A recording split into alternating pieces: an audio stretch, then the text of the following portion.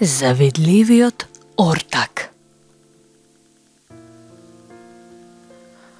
Ордан, кој бил чесен и работлив човек, си тргнал на гурбет. По пат го сретнал Димко, еден познаник од неговото село, кој сите го познавале како завидлив човек. Но и покрај тоа, Ордан си проговорил со него.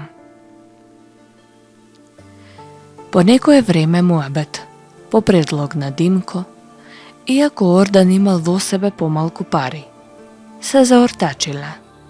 Се договориле по патот да се разделат и да се чекаат во меаната во Солун. По патот, Димко сретнал божјаци и му побарале со нешто да ги дарува. Димко ги набркал, а тие го проколнале. Малку подоцна, истите божјаци го сретнале и Ордан, а тој им ја дал единствената лира што ја имал, и тие го благословиле.